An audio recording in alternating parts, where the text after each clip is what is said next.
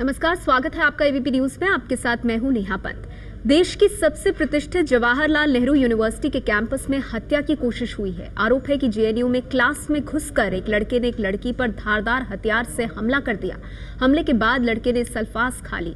दोनों को गंभीर हालत में अस्पताल में भर्ती कराया गया, जहां लड़के की मौत हो गई।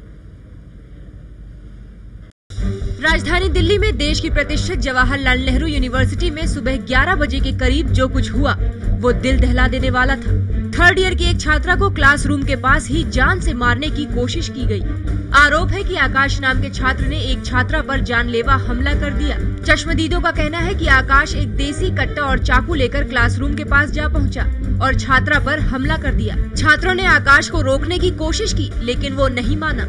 दिन में करीब 11-11:15 बजे के आसपास ये घटना घटी, जिसमें आकाश ने क्लासरूम के पास ही के ऊपर एक हमला किया। हम लोग वहां पहुंचे तुरंत। उसके हाथ में एक देसी गन था, जिसके चलते वो हमें घुसने नहीं दे रहा था कमरे में। बड़ी मुश्किल से हम वहां तक पहुंचे, उससे उसके हथियार वापस लिए, उसको पकड़ के हॉस्पिटल उसको भेजा गया। पुलिस आई।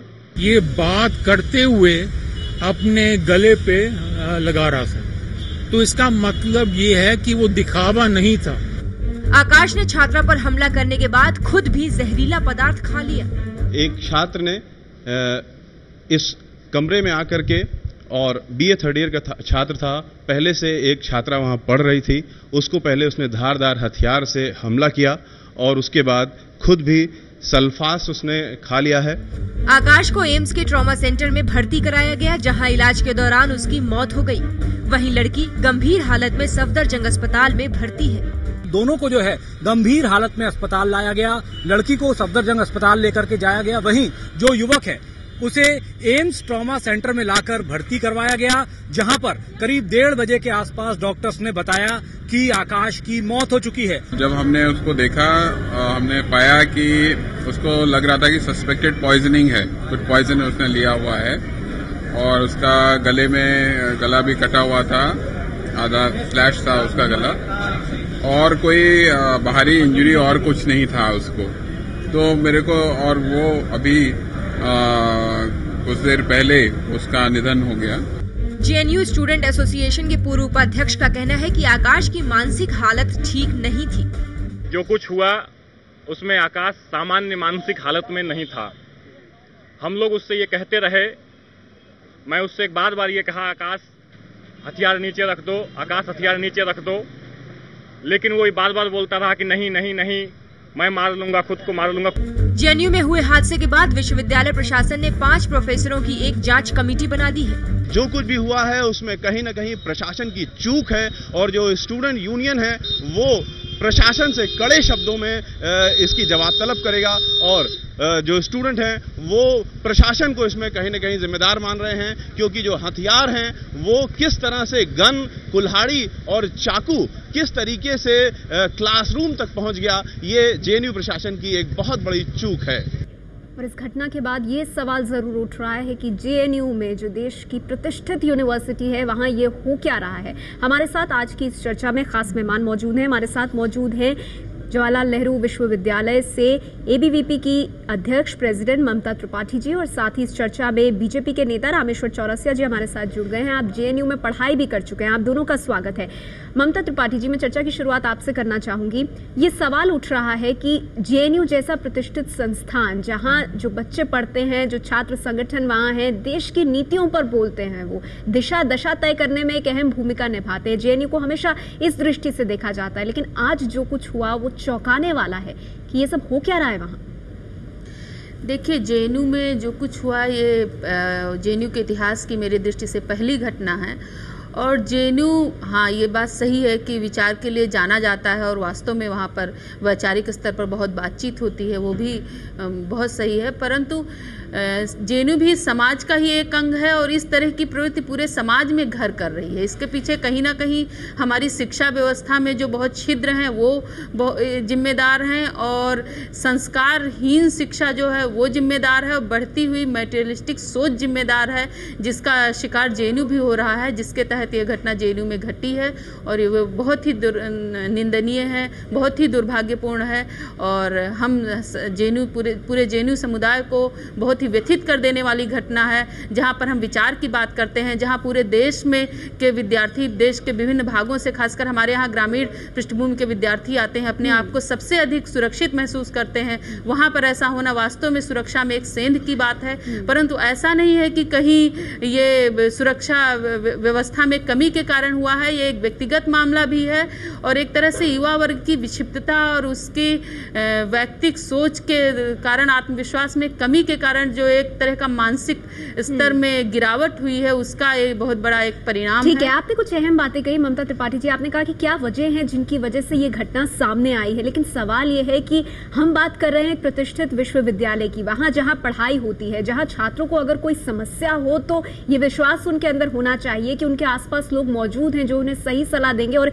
इस तरह के एक्सट्रीम कदम वो नहीं उठाएंगे। फिर भी हमने देखा आज जो कुछ हुआ वो कितना दुर्भाग्यपूर्ण था। हमारे साथ इस बीच all India progressive women association की सचिव कविता कृष्णन जी भी इस चर्चा में जुड़ गई हैं। कविता जी, आपका स्वागत है।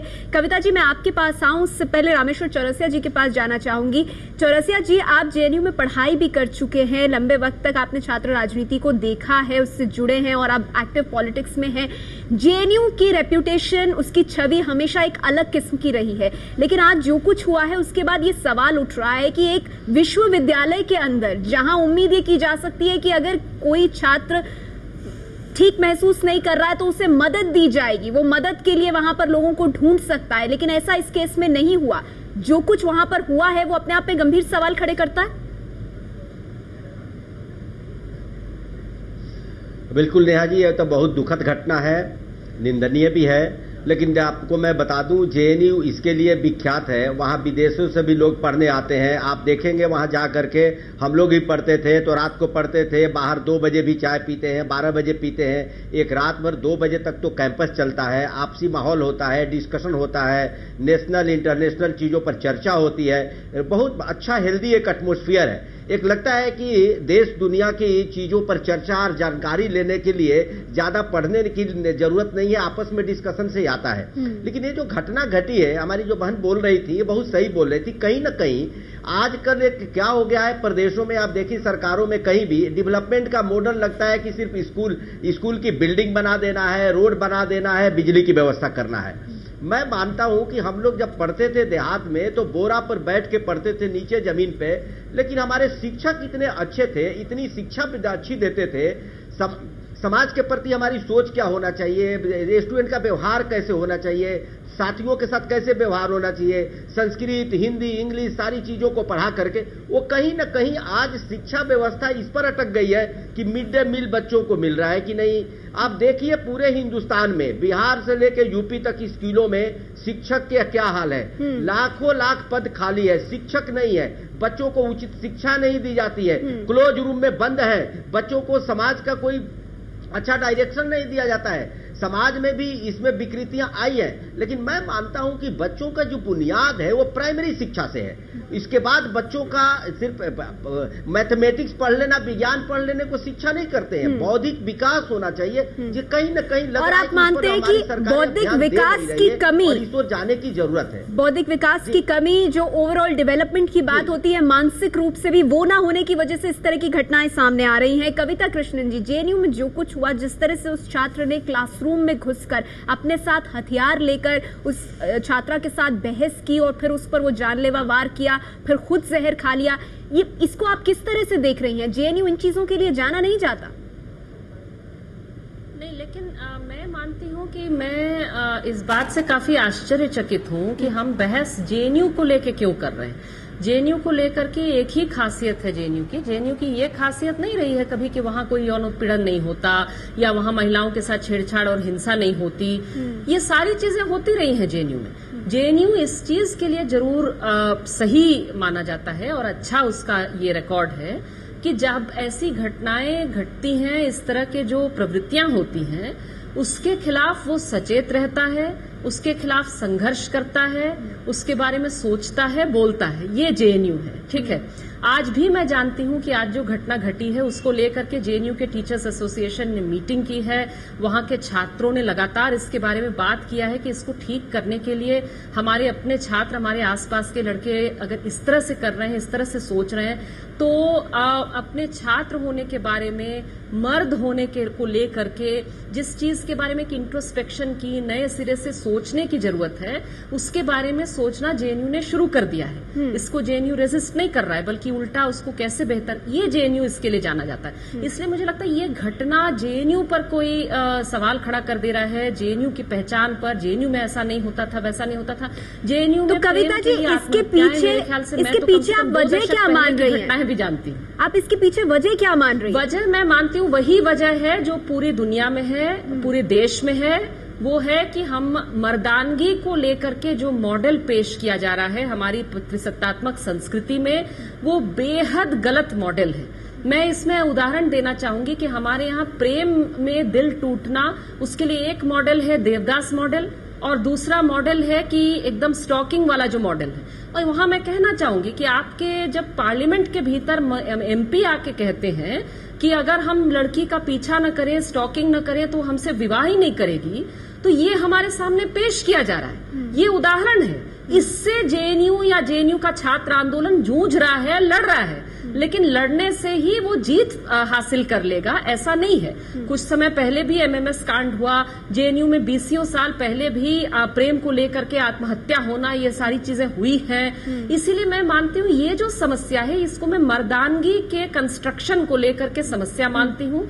यहाँ पर उसे लोकेट किया जाना चाहिए। ये जेएनयू में नहीं लोकेट होना चाहिए, ना ये किसी खास कैंपस में लोकेट होना चाहिए, ये सब जगह हो रहा है। ठीक, बात यह है कि इससे संघर्ष कैसा किया जाए, इसे बदला कैसा जाए, इसे लड़ा कैसा। ठीक है। ममता जी, जो बात कविता जी ने कही कि इस तरह की घटनाएं पहले भी हुई हैं, उनका स्वरूप कुछ और हो सकता है, लेकिन ऐसी बातें जेएनयू से पहले भी सामने निकल कर आई हैं। क्या ये अपने आप में चिंता की बात नहीं है कि अगर इससे जेएनयू के भीतर लड़ा भी जा रहा है तो वो लड़ाई असरदार नहीं रही है? हाँ, ये चिंता की बात है कि इससे यदि लड़ा जा रहा है तो लड़ाई वास्तव में असरदार नहीं रही, क्योंकि जेएनयू में एक जीएस कैश नामक एक संस्था है जो ऐसा कोई भी डिस्क्रिमिनेशन का केस होता है जिसे देखती है। विगत कई वर्षों से जो वहाँ राजनीतिक दल हैं जो बहुत मटेरियलिस्टिक सोच की बात करते हैं और फ्रीडम के एक्सेस की बात करते हैं, एब्सोल्यूट फ्रीडम की जो बात करते हैं, वो अपने दलों के लोगों को संरक्षण प्रदान करते हैं यदि उनका केस आता है। ऐसे में कहीं ना कहीं आम विद्यार्थी जो है उसकी जीएस कैश के प्रति दृष्टि जो है, उसके प्रति जो विश्वास है वो कम हुआ है। इतनी योजनाबद्ध तरीके से वो छात्र आया था, वो छात्रा उसकी पहले मित्र हुआ करती थी, ऐसा सभी जानते हैं उस कैंपस में। तो इतना योजना उसने बनाई, इसके पूर्व जरूर उसने उस छात्रा को धमकाया होगा, परंतु वो छात्रा जब जीएस कैश के पास नहीं आई अपनी बात लेकर, वो इसीलिए नहीं आई क्योंकि जीएस कैश के प्रति वास्तव में कोई विश्वास नहीं है जेएनयू के छात्रों में। क्योंकि जीएस कैश ने अपने जैसे जो लोग उसमें रहे हैं, उसके जो प्रतिनिधि रहे हैं, वो जिन राजनीतिक दलों से, वामपंथी संगठनों से रहे हैं, उनके लोगों को बचाने का कई बार प्रयास किया गया है। इसको देखते हुए उसमें अविश्वास है। तो कहीं ना कहीं ये अवश्य बात है कि ये रीडिंग गलत, जो भी प्रयास किया जा रहा है वो दूसरी चीज है। वो कोरियन का विद्यार्थी था, कोरियन में एक वर्कलोड भी कम है।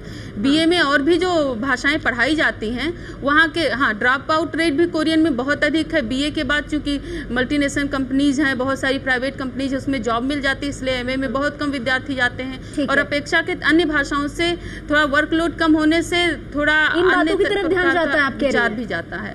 वो एक ये बात भी है। दूसरी बात है, ये एक व्यक्तिगत मामला भी है, मित्रता का मामला है, उसके बाद जो है उसके बाद शत्रुता का। चलिए, 2-3 बातें आपने उठाई है, लेकिन आपने बोला कि एक राजनीतिक संरक्षण भी मिलता है। कविता जी, इस पर आप जवाब देना चाहेंगे कि एक संस्था चाहूंगी? हाँ, मतलब आप जाके अपनी समस्याएं बता सकते हैं, लेकिन वैसा माहौल नहीं है जेएनयू में, ऐसा कह रही है? मुझे बोलने दीजिए। हाँ, मुझे कहने दीजिए। मैं मानती हूँ कई समस्याएं हैं, वाकई में हैं, कई कमजोरियां भी हैं उस लड़ाई में, मैं बिल्कुल इस बात को मानती हूँ। एक बड़ी कमजोरी ये है कि जीएस कैश को जिस तरह की ताकत मिलनी चाहिए, वो जेएनयू के प्रशासन ने ऐसा ताकत दिया नहीं है, उसे रोका है देने से, एक बात। दूसरी बात यह कि वामपंथी वहां के जो छात्र संगठन है वो उस ताकत के लिए जीएस कैश को ज्यादा मजबूत, ज्यादा सुसंगत बनाने के लिए संघर्ष कर रहे हैं। दूसरे संगठन उसे कमजोर करने के लिए और जीएस कैश के खिलाफ संघर्ष कर रहे हैं। जीएस कैश को वो गलत बता रहे हैं, पुरुष विरोधी बता रहे हैं, इत्यादि इत्यादि। यहाँ मैं कहना चाहूंगी कि जीएस कैश की समस्या ये नहीं रही है कि उसको राजनीतिक संरक्षण मिला है और तमाम चीजें, ये बिल्कुल बात नहीं, बल्कि इसमें बात यहाँ पर है, एक तो मैंने कहा जीएस कैश की ताकत की बात, दूसरी बात मैं ये भी मानती हूँ कि जेएनयू में हमें इस बात पे शायद जो जेंडर सेंसिटाइजेशन जो होती है उसके बारे में कैसे नए सिरे से किया जाए,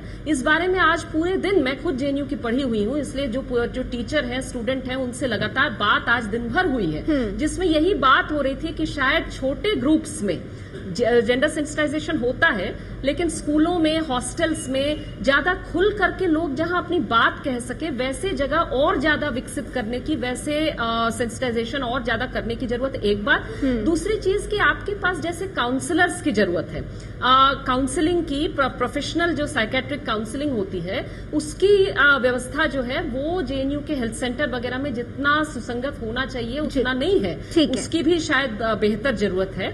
और ये सारी चीजों पे मेरे ख्याल से वहाँ जीएस कैश ही कल मीटिंग मेरे ख्याल से बुलाया है, वो लोग इसमें सोचेंगे। लेकिन कविता जी, एक सवाल जरूर उठता है, सवाल जरूर ये उठता है और ये इसका जवाब मैं रामेश्वर चौरसिया जी से लेना चाहूंगी। रामेश्वर चौरसिया जी, आपने भी जेएनयू में पढ़ाई की है, समय बदला, नए लोग वहां पर आए और उस हिसाब से मूवमेंट्स आगे बढ़ती रहती है, लेकिन जो बात ममता जी और कविता जी कह रही हैं उससे लग रहा है कि समस्याएं वहां पर काफी वक्त से मौजूद हैं, लेकिन उन पर ध्यान नहीं दिया गया है। अब अगर हम gender sensitization committee against sexual harassment यानी जीएस कैश की बात करें तो उसी को लेकर जिस तरह की समस्याएं सामने आ रही हैं उससे लग रहा है कि आप आंदोलनों पर बड़ी मुखरता से बोलते हो, लेकिन कैंपस के भीतर की छात्र छात्राओं की जो समस्याएं हैं उनको टैकल नहीं किया गया है।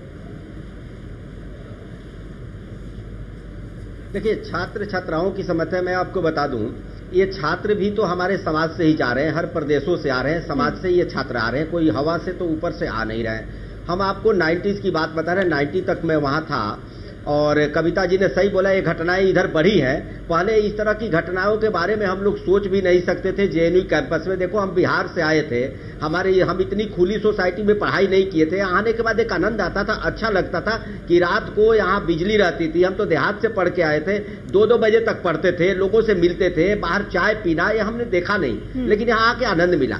लेकिन आज जो समस्याएं उत्पन्न हुई थी, सही में मैं तो ये कहता हूं कि समाज में जिस तरह की विकृति आई है, जो स्टूडेंट्स को जिस तरह के मैच्योर होके आना चाहिए जेएनयू में, वहां कहीं ना कहीं कमी हुई है। और एक कविता जी ने सवाल उठाया, ये बात भी सही है, अगर उधर नहीं आते हैं मैच्योर होके तो एक जो साइकोलॉजिकल है और जिस तरह की ट्रेनिंग देनी चाहिए, सिर्फ किताबी पढ़ाई की तरफ, मैटेरियलिस्टिक वर्ल्ड की तरफ हम बढ़ रहे हैं, सब्जेक्टिव हो गया है। अब ये हम नहीं देखते हैं कि समाज में इन बच्चों को रहना है, इन बच्चियों को रहना है, इसकी भी शिक्षा, वहां काउंसलिंग की जरूरत है, ये बात सही है। लेकिन जेएनयू जैसे यूनिवर्सिटी में जहां इतने इंटरव्यू के बाद, इतने अच्छे एग्जाम के बाद लोग आते हैं, मैच्योर्ड लोग आते हैं, इस तरह की घटना को हम एक्सपेक्ट नहीं करते हैं। हाँ, मैं इसको इतना ही मानता हूं कि जो समाज में व्यवस्था बिगड़ी है उसका ये परिलक्षित यहाँ हो रहा है। इसीलिए इसको हम राजनीति से जोड़े, क्योंकि राजनीतिक दल के ही, अब सीपीआई, सीपीएम हो गया, एबीवीपी राजनीतिक दल से जुड़े हैं, वो पहले भी थे, लेकिन जेएनयू में राजनीतिक लड़ाई के चलते, राजनीतिक प्रतिस्पर्धा के चलते ऐसी समस्या नहीं उत्पन्न होती है और होनी भी नहीं चाहिए ऐसी यूनिवर्सिटी में। देखिए, आप विदेशों के काफी बच्चे पढ़ते हैं, सिर्फ देश के बच्चे नहीं पढ़ते हैं, ये विदेशों में भी अच्छी रेपुटेशन है जेएनयू की, तो अगर कुछ कमियां हैं तो उसको दूर करनी चाहिए। ये जो घटना है ये निंदनीय है और बात सही है। मैं कविता जी से बिल्कुल एग्री हूँ कि जेएनयू की घटना इसको बना करके नहीं देखना चाहिए। ये जो समाज में हो, कविता जी, जेएनयू की घटना, मैं आपके पास आऊंगी मैम, लेकिन उससे पहले ममता जी, क्या एक डिस्कनेक्ट दिखाई देता है जेएनयू के भीतर शिक्षकों के बीच और छात्रों के बीच, जो स्टूडेंट्स वहां पे हैं उनके बीच कहीं ना कहीं एक डिस्कनेक्ट, तालमेल की कमी दिखाई दे रही है? क्योंकि जिस तरह से आप कह रही हैं और जो खबरें भी आई हैं कि सुरक्षा में भी क्या ये चूक थी, इतने हथियार लेकर अंदर चले जाना, और फिर जैसे कि वहां से वर्जन आ रहा है जेएनयू से निकल करके कि जिस छात्र ने इन सब चीजों को अंजाम दिया वो दिमागी रूप से भी संतुलन नहीं था। तो ये सब बातें पता नहीं थी क्या पहले से? इनको क्यों नहीं इन पर पहले से ध्यान दिया गया? क्या कहीं ना कहीं शिक्षकों और छात्रों के बीच एक खाई है जो पट नहीं रही है? क्या ये भी एक पहलू है तस्वीर का? देखिए, भारत में यदि कोई भी ऐसा संस्थान है जहां शिक्षकों और छात्रों के बीच सबसे कम खाई है तो वो जेएनयू है। इसके लिए उसकी प्रशंसा होनी चाहिए। और इस बात में मुझे ये नहीं लगता है कि शिक्षक और छात्र के बीच की जो खाई है वो बहुत कारगर है। जहां तक हथियार ले जाने की बात है, उसके पीछे ये है कि देखिए, वहां कोई स्कैनर तो लगा हुआ नहीं है। रेजिडेंशियल यूनिवर्सिटी है, सभी लोग हॉस्टल्स में रहते हैं, वहां से निकलकर क्लास में आते हैं। बैग में कौन क्या लेकर आया इसकी तो जांच कोई होती नहीं है। फिर ये पहली घटना है जिसमें ऐसा हुआ है, और इस तरह की जांच होना बहुत प्रासंगिक भी नहीं है। हाँ, कई बार हम लोगों ने बहुत स्थानों पर, चूंकि बहुत सारी गतिविधियां अन्य प्रकार की भी बढ़ गई हैं जो बहुत आपत्तिजनक है जेएनयू में, विगत वर्षों में कुछ ऐसे समाचार आए हैं, आप भी जानती होंगी। तो उसको देखते हुए हमने कई बार मांग की कि विभिन्न स्थानों पर सीसीटीवी कैमरे होने चाहिए, आई कार्ड मांगने पर आई कार्ड दिखाना चाहिए। तो सीसीटीवी कैमरे का सबसे अधिक विरोध जिन संगठनों ने वहां किया, जिन दलों ने, वो वामपंथी दल हैं, उन्होंने स्वतंत्रता की कहा, स्वतंत्रता इससे सीमित होगी, इसका विरोध किया। इसलिए वर्तमान में केवल वहां एड ब्लॉक पे सीसीटीवी कैमरा है, 1-2 हर स्कूल के सामने होने की उठा रही है। मैं इस पे कविता जी की राय ले लेती हूँ। कविता जी कुछ बोलना चाहूंगी आपके। हाँ, मैं इसमें देखिए ये कहना चाहूंगी कि विद्यार्थी परिषद से ममता जी बोल रही हैं, मैं माफ करिएगा लेकिन ये लड़का जिसने ये सारी चीजें की बहुत दुखद घटना है, उसकी डेथ भी हो गई है, मेरी सारी संवेदना भी है सारी बातों के साथ, लेकिन वो विद्यार्थी परिषद का ही था, वामपंथी दल का नहीं था। ठीक है, वामपंथी दलों में कम से कम मैं कहना चाहूंगी कि वो दोनों लोग के साथ हम लोग लगातार, मुझे पूरा करने दीजिए, दोनों लोग आपकी पब्लिसिटी में जाया करते थे वामपंथी दलों तरह की प्रवृत्ति, ऐसा कुछ नहीं, मुझे बिल्कुल निराधार बात है। नहीं, वो एबीपी का सदस्य पूरा ऐसा, चलिए उन्हें बात पूरी करने देते हैं, उनके पूरा करने दीजिए जी, बोलिए। मैं कह रही हूँ उनकी पितृसत्तात्मक मानसिकता के साथ वामपंथी संगठन जूझते हैं, एक बात। दूसरी बात ये कि सीसीटीवी कैमरा से ये घटना कैसे रुक जाती। सीसीटीवी कैमरा से हम लोग का कहना था कि लड़के लड़कियां इस घटना के नहीं, बहुत सारी और घटनाएं हैं जो ममता घटना के संदर्भ में आजादी है और अति आजादी है। हम उस आजादी के लिए संघर्ष करते हैं। उस आजादी में कोई कटौती से लड़कियां ज्यादा सुरक्षित नहीं हो जाती हैं। ठीक है, इसीलिए कविता जी, आपकी बात से, ममता जी आपकी बात से, रामेश्वर चौरसिया जी आप सबकी बात से एक बात तो सामने की समस्याएं हैं, जेएनयू के भीतर समस्याएं हैं। माफ कीजिएगा, वक्त हमारे पास इतना ही है, इसीलिए इस चर्चा को ये रोकना पड़ेगा। लेकिन सवाल यह है कि जेएनयू जैसी प्रतिष्ठित विश्वविद्यालय जहां हर बच्चा जाने का सपना रखता है, देश की सोच के साथ जुड़ने का सपना, अगर वहां से इस तरह की घटनाएं सामने निकल कर आती हैं तो सोचने की जरूरत है कि समाज में हमारे नौजवानों के बीच दरअसल ये क्या हो रहा है। शुक्रिया आप सभी मेहमानों का हमारे साथ इस चर्चा में जुड़ने के लिए।